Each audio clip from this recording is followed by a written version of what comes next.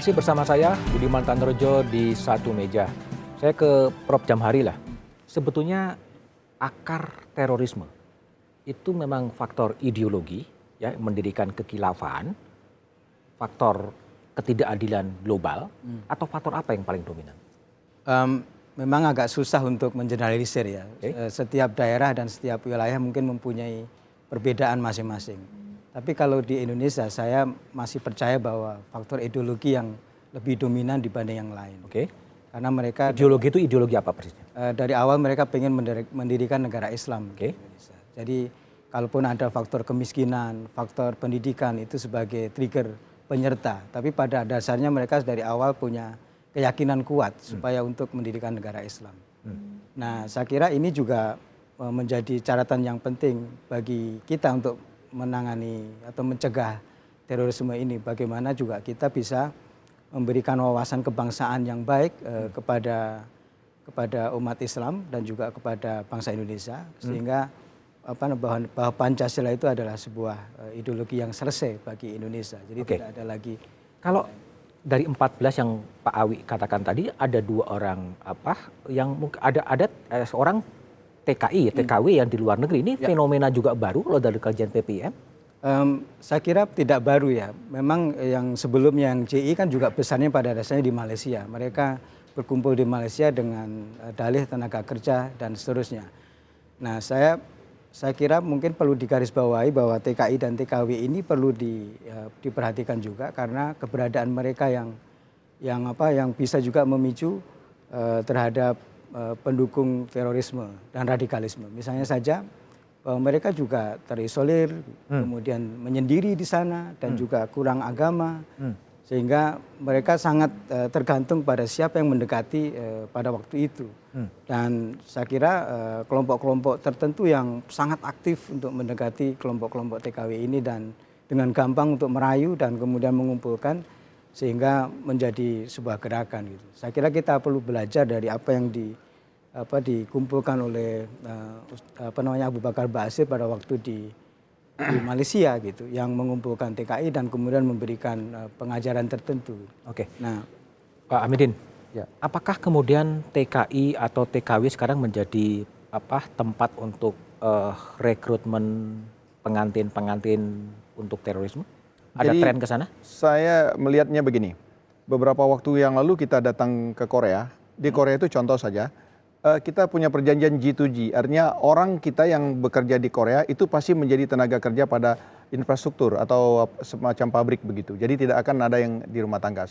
Persoalannya bahwa seperti saya katakan tadi, rekrutmen itu banyak pada sosial media. Sosial media.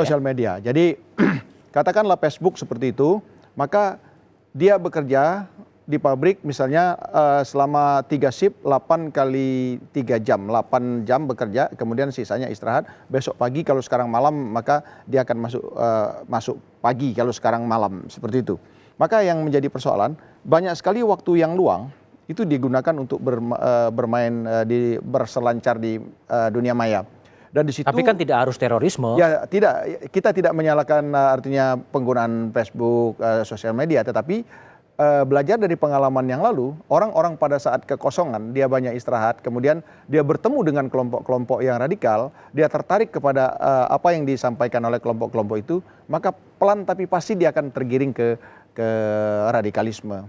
Jadi seperti itu. Jadi faktor yang lain adalah kita lihat tenaga kerja yang mungkin ada semacam psikotraumatik pada saat dia bekerja. Begitu dia kembali ada orang yang bisa melindungi dia, maka itu bisa terjadi.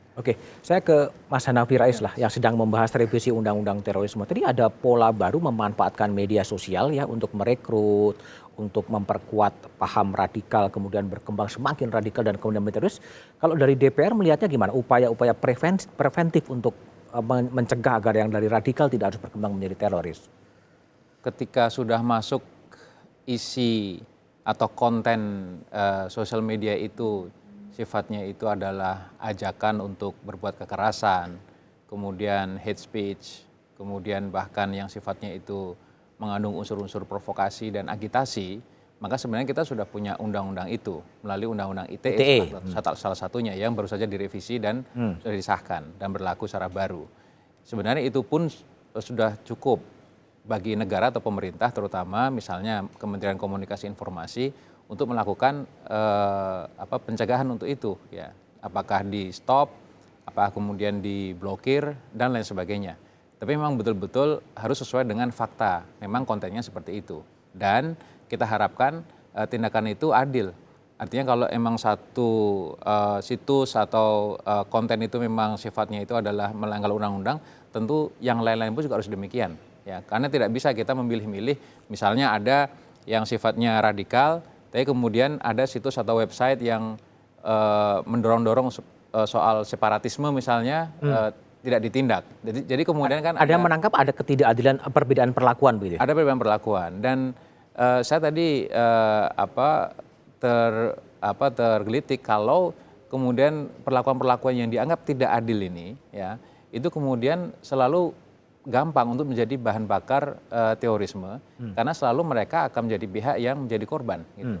Karena terus terang, walaupun misalnya sumbernya ideologi, ya, tapi saya kira di balik ideologi itu ada sebuah refleksi cerminan mereka korban dari misalnya pembangunan, korban dari ketidakadilan, quote unquote kapitalisme misalnya. Yang ini memang selalu ada dan nyata gitu. Apalagi mereka jadi korban secara langsung. Sehingga kemudian ketika mereka mau melawan dan merasa tidak berdaya, satu-satunya jalan adalah dengan jalan kekerasan. Sebenarnya kita tidak bisa melarang orang untuk jangan protes, tidak boleh bersuara beda, susah juga. Ini kan soal jalan pikir orang yang memang berbeda. Tapi yang kita cegah, kita larang itu kan jalan kekerasannya.